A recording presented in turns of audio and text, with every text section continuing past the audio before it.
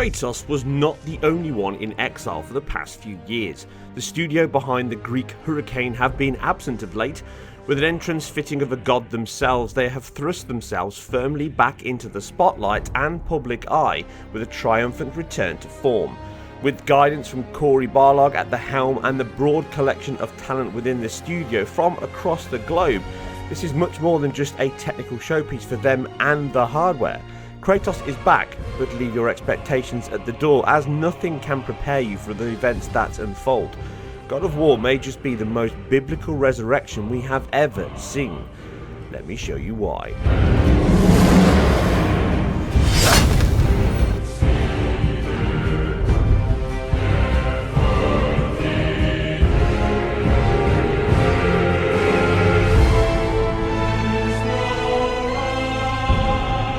It has become almost an expectation now that Sony first-party studios are at the forefront of the technical, audio and visual possibilities within modern games. An ensemble of talent and teams from across the globe that regularly do battle to raise the bar to our collective benefit, and that bench can be harder and harder to press. Well, for some. And it can equally fall as hard if you do not keep up the pace.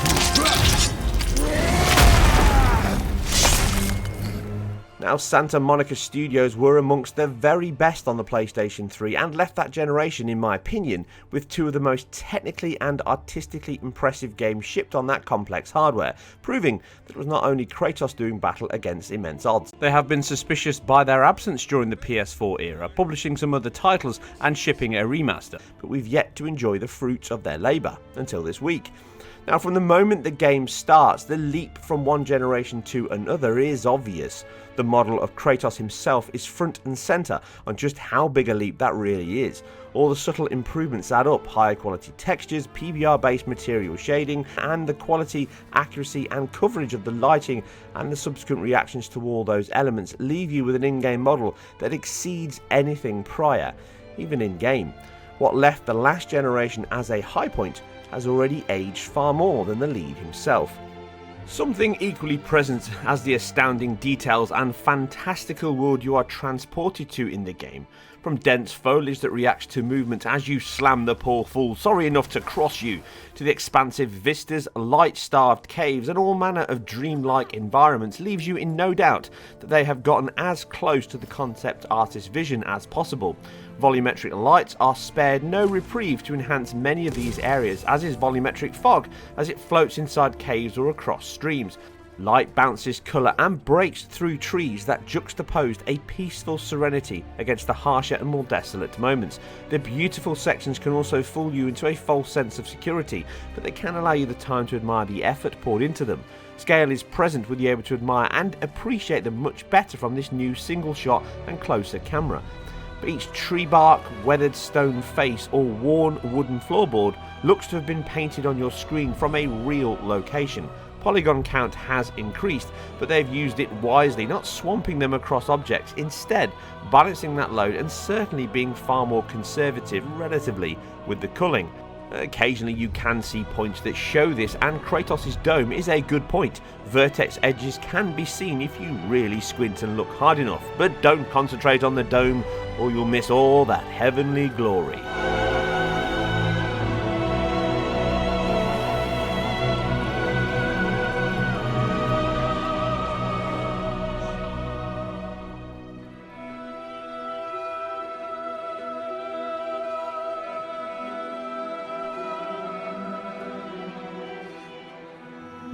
With this generation straddling the lines of arguably the biggest demand in resolution increase we have seen, an understandable level of fear has emerged from base console players being left behind. With this new mid-gen refreshing targeting those 4K resolutions, Santa Monica have managed to straddle that delicate line almost to perfection, evident by all that you've seen thus far in this section coming from that very same base console. The drastic texture hike, artistic effort and vast detail packed into the game throughout play had me scratching my head at times as to how they actually managed to make this game on the base PS4 look this good, move this smoothly and present one of the sharpest, artifact-free and overall pleasing presentations the console has seen. From the cracks of the bark to the scars of a troll mid-battle, nothing is missed within the native 1920 by 1080p display of this base paltry 1.8 teraflop machine. The image quality is remarkable. A careful balance of bitmap bias, depth of field, textured layers, decal additions, normal maps, and one incredible particle system had me wondering if they had somehow managed to super sample the image, with a sharpening filter that helps reduce that smudging effect it can have. I think some level of EQAA has been used here to sharpen up the polygon count the engine shifts, something they have also excelled at on the PS3. Now, this meticulous attention to keeping high frequency details to a minimum, combined with the temporal anti-aliasing pass, leaves a game that is a confident argument in favour of not being outdated just yet. In isolation, you would never ask or expect more from your machine than what you get here, fill rate wise. The temporal solution is clearly one of the best so far, a method of using previous information and the current frames to improve the image quality stability whilst in motion. This is of course more of an issue if you are playing on a large 4K screen. Signs will then start to emerge of the non-native image, but for HT screen players, and this includes the pro players who have two excellent choices, I doubt you will yearn for any more pixels than what's delivered here.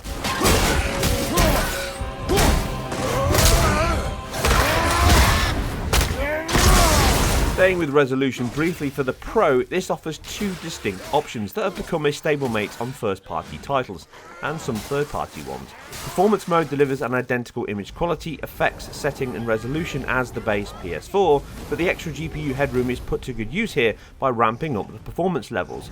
Sometimes at 100%, but not during battles and some of the more spectacular sequences.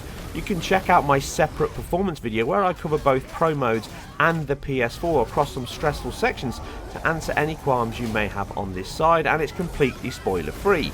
My short summary is that if you have a Pro and a 1080 screen, the performance mode is where I would recommend you play, and is how I played through on large portions of the game. A super smooth, constant 60 FPS should not be your expectation, mind. If you've played and enjoyed both previous PS3 releases of God of War titles, then this performs better than those on average. I must also add that the base PS4 version also looks and plays brilliantly, to the point where I actually played through the first 8 hours or so with no issues at all on that paltry base machine. Now, the second mode favours resolution, and it takes the extra GPU and an intelligent checkerboard rendering functions assisted by the hardware-based ID buffer of the Pro to present a final screen resolution of 3840 by 2160. Now, as these methods differ from engine to engine and team to team, it is impossible to confirm just how and what the combined rendering methods are, unless the team come out and say this in a later talk, but something along the lines of Horizon's 1920 by 2160 would be a rough level of pixels rendered in a standard fashion per frame. That's in air quotes there. These techniques require a temporal AA pass to work correctly, as they accumulate previous buffers information with the new ones and combine those with nearest neighbour or bilinear type contingency options as a fallback, just in case the event of missing data or errors crops up. Now, these are tightly coupled together within the engine's rendering method that you can switch between these options in real time here without the need to restart the game. Something that Monster Hunter World or GT Sport, for example, cannot do. Now, even though they also use a similar checkerboard mode within their engine, which helps demonstrate just how varied and divisive these options really are, even if they are grouped together in the same air quotes category of sparse or conservative rendering. This is a very, very high level overview, of course. Now, the results speak for themselves with a super sampled image on a 1080p screen by default, but the true benefit of this mode and gain comes from it being used on a UHD display. The sacrifice of the higher performance levels gives way to an image that is fitting for a 4K native display. Extra detail can be resolved, and even here with YouTube compression at 4K, you can see the higher native pixel rendering makes significant improvements to object micro details, smoother and less dithered shadow maps that look cleaner, less pop and noise in play, along with that extra detail resolve on objects and shadow maps, but it isn't really a revolutionary leap here. The checkerboard solution can occasionally present some noisy patterns or portions of smudged details at times, but I would suspect 99.9% would not notice this no matter the distance or sign of screen, and this is the type of detailed analysis is likely the only place you would note or indeed notice this. The outcome is an image quality more in keeping with the immense pixel requirements of these modern displays, and is how the game is best enjoyed if you have that relevant screen. Now this also includes HDR that the game supports on both models. Now largely this comes down to, again, the incredible art direction and lighting model the game adopts, to give high contrast segments that work best on the wider gamut afforded within the 10-bit colour space, with dark cavernous sections allowing you to pick out the crevices and crannies within. As battles unfold, the bright effects system illuminates the battlefield, light bleeding in, high bloom, and yet the dark sections are unaffected by this. Outdoor segments benefit equally with strong bloom lighting, multiple light sources and high contrast shining through on your screen, resolving details that can be easily clipped within an SDR tone mapped image. Something you can read more about on my site back when I went into depth on HDR. It comes as another bonus to the game's remarkably confident art direction and technical proficiency used here. Now I also want to mention the sound design and music that accompanies and underlines the title. Sound effects, mixing and its punch are as vital as the visuals, and like the action, it delivers the required impact. From the incredible voice acting from the entire cast, witty dialogue, genuine humour and emotional sequences are all superbly delivered and acoustically handled here with aplomb. Battle yells are hurled, directional processing allows you to locate if you have suitable systems or headphones, even to the point of hearing where the axe is coming from. Occlusion, reverb with inside caves just emphasises the attention it has. That satisfying crunch as you rip an enemy in two, or thud and crackle from the eye strike. Even though these are all well into the fantasy zone, it all sounds as you would actually expect. I loved each and every moment of these. Finished off with that incredible soundtrack from Bear McCreary heightens your adrenaline, making your hair stand on end or drawing a tear from the most jaded gamer's eye. Full of moody and gothic vocals and an orchestral mix of strings and drums, a more fitting and grandiose theme could not have been imagined. My new favourite travel track. Say no more.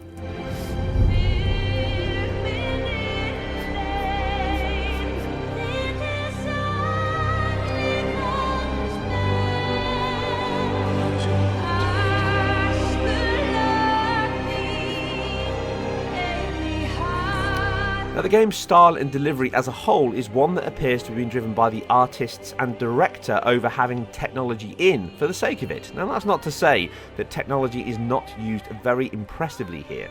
The dynamic geometry-based displacement snow system is possibly the most obvious. It is not a first with other titles using something similar over the years, but mixed with the particle system you get some incredible vistas as snow drifts from the peaks. In battle, the snow is deformed and removed dynamically, leaving tracks as characters walk, clumping away as they fall with a possible POM integration. The results speak for themselves, with decals building up on Kratos and then melting away. It is a standout boost to the engine.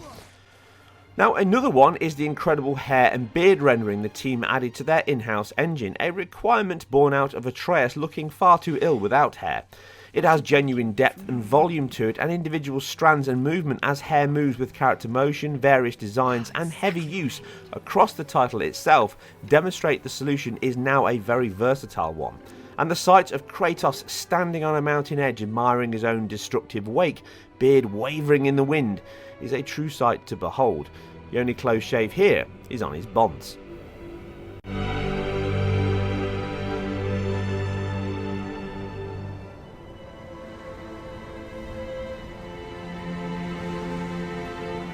Anyway, enough beard talk. Now volume of another sort comes from the voxel based lighting solution. Again, this is becoming more and more common in games. Using a geometry based grid, it can sometimes show up signs of error that leave a block of volumetric light hanging mid-air as you move back, but these are rare.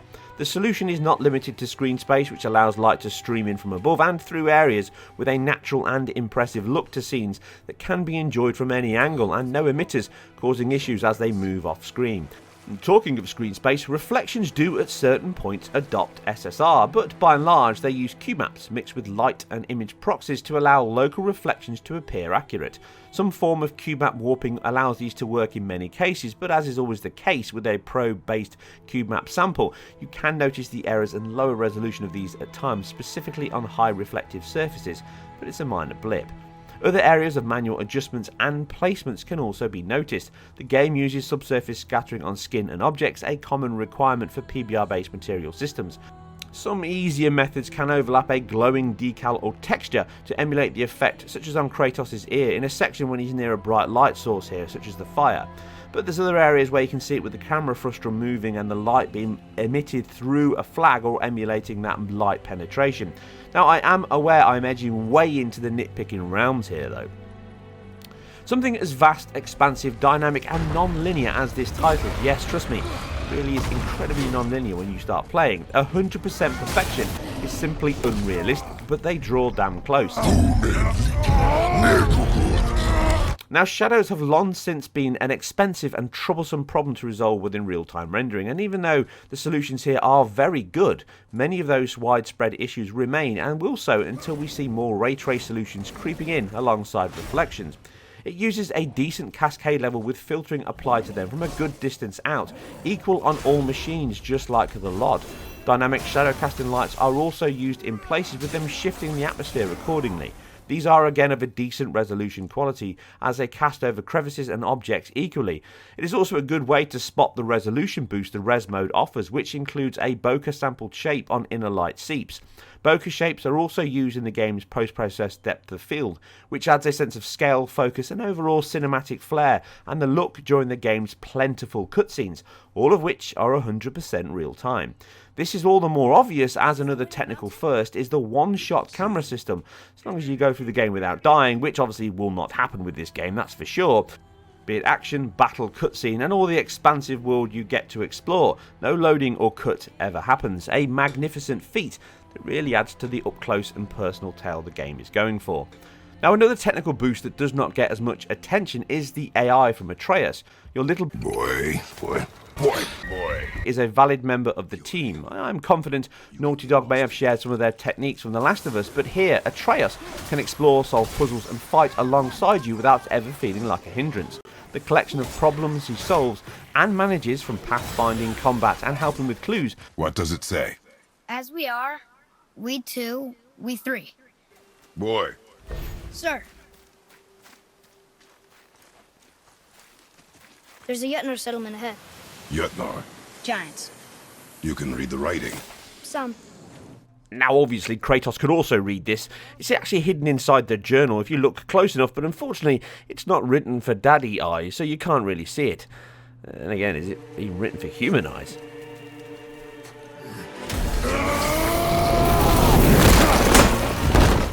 Angry bedtime reading aside, Atreus is a big bonus to the game and the gameplay, not to mention being your translator. He can make jokes, observe local scenery, chat about events like a true 10-year-old and genuinely convince you he is a living, breathing person, barely feeling stifled in anything but an integral ingredient to the story and Kratos' humanity. Co-op with a little jaguar. I wish Mom was here to see it.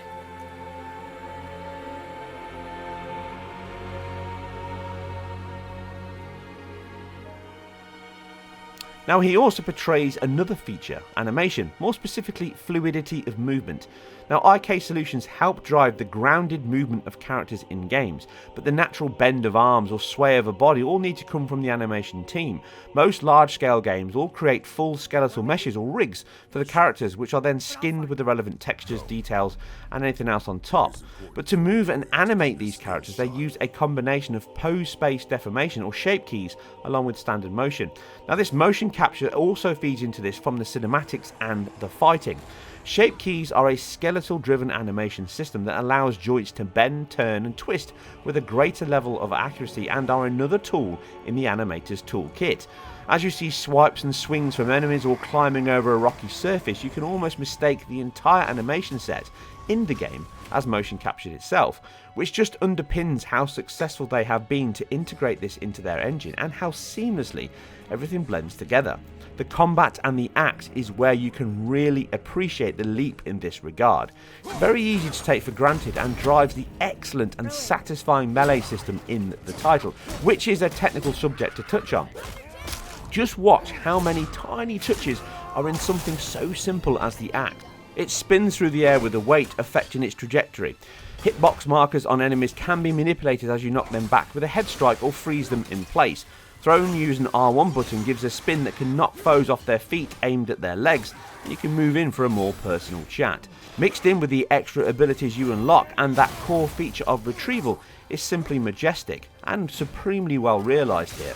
A collection of foes can be hit on the way out and back in.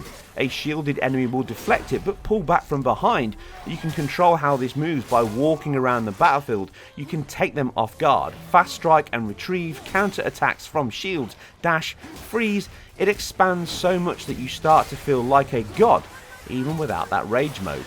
Now, stopping to admire this in slow motion, you can see just how the axe spins with weight, like it impacts and embeds itself into the wall. The clear signal from your call as your hand raises causes it to wiggle a little first and then free itself. This then comes back with a swoosh and a curve, so you can see this happening as you battle.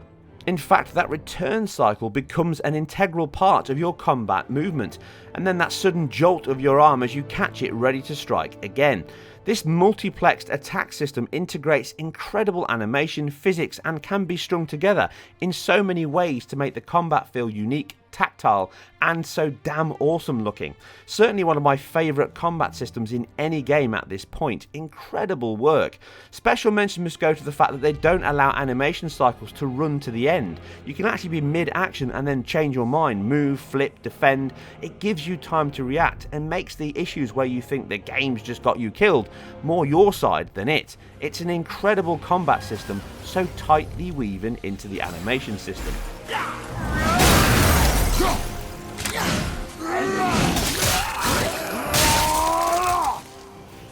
Now, the motion capture also includes faces, and the leap here is as high as the details from last gen, hand-based animations.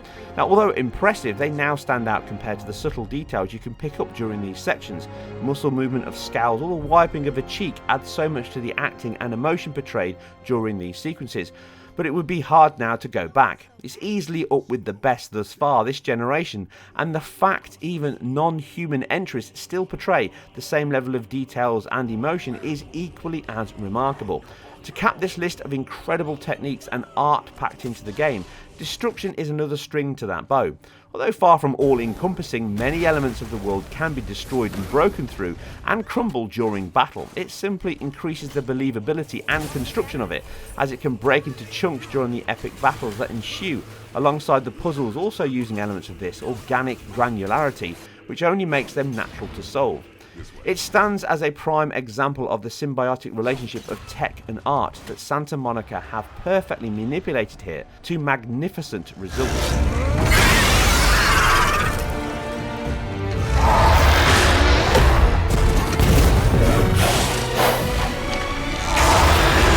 The Nordic world crafted here is one that has been 5 years in the making, and a clear work of love, dedication and passion, and obviously core investment from Sony themselves. The universal praise and early sales it has achieved are both appropriate and just rewards for all of that. Design led to give us a world that follows the principles of the real world, but hyper-realistic in presentation, using the technology to achieve those aims but never drive them. It is a success of monumental proportions on multiple levels. Sure, other games may push more technology in one package, but few others are close to the artistic flair, distinct design and majesty that this new adventure offers. If this is the start of a whole new trilogy, then I for one am glad I got in at the ground floor. Now, if you enjoyed previous God of War games, you will love this, and if you did not, then this may just bring you round, as it is an incredible reboot of the series and character that was almost beyond redemption. But Kratos is back with a bang, still angry, but no longer without reason. The God amongst PlayStation has returned. yourself. Again, I'd like to thank Sony Computer Entertainment Europe for sending me this review copy just a few days ahead of release. I really appreciate the fact they gave me the chance to review this and take an in-depth look at what is a stunning title from the team. I hope you guys and girls have enjoyed this put together technical review. I know it's slightly late and missed launch, but I did the best I could over the time that I have available. Remember, this is something that I do as a side project, not a full-time thing. If you did like this or anything else that I've done, then you can help by liking, sharing and supporting me on my Patreon link for any pounds or dollars you can afford. It really helps me increase my repertoire and also my reach. You can subscribe to the channel and also follow me on Twitter. But for now, if you are in line for a new game on your PlayStation machine, then I'm sure God of War will give you just what you're looking for. I'll catch you on the next one.